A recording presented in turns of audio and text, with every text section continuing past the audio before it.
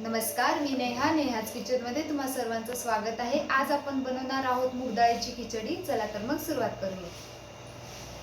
खिचडी तयार करण्यासाठी आपण 2 वाटी तांदूळ स्वच्छ धुवून घेतलेले, 1 वाटी मुगाची डाळ ती स्वच्छ धुवून घेतलेली आहे, साजूक तूप घेतलेले आहे, अद्रक लसणाची पेस्ट घेतलेली आहे, हिरव्या मिरच्या घेतलेल्या आहेत, आपण पोट फाडून घेतलेले आहे, जिरा मोहरी हळद घेतलेली आहे आणि मीठ घेतलेले आहे।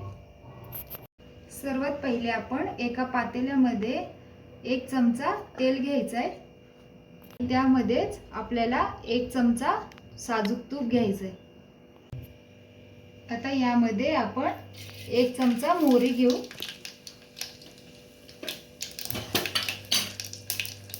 मोहरी व्यवस्थित तडतडली यामध्ये जिरा टाकून घ्यायचा आहे आणि अद्रक लसणाची पेस्ट टाकून घ्यायची आहे।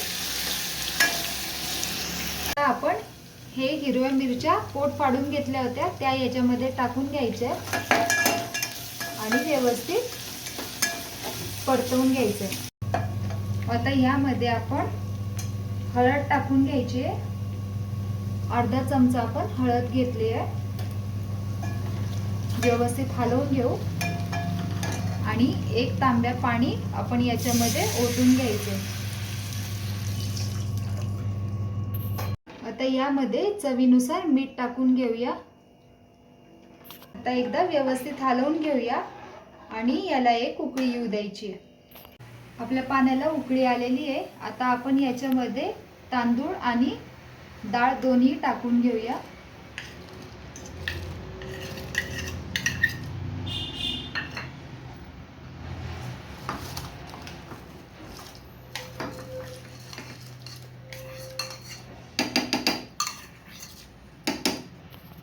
एकदा व्यवस्थित आपण हलवून घ्यायचंय, याला शिजू द्यायचंय। 5 मिनिटं झालेली आहे। आपण एकदा व्यवस्थित खिचडी हलवून घेऊया आणि आता हे झाकून 2 ते 3 मिनिटं आपण अशी शिजू द्यायची।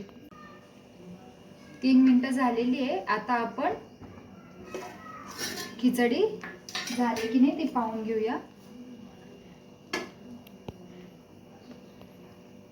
खिचडी आपली तयार झालेली आहे। आता आपण ही प्लेटिंग करायला घेऊ।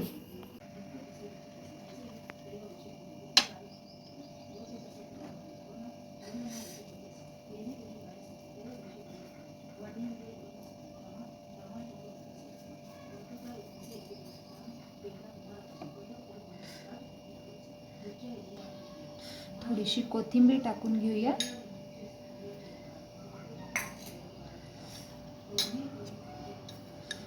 आणि साजूक तूप वरून घालून घ्यायचंय।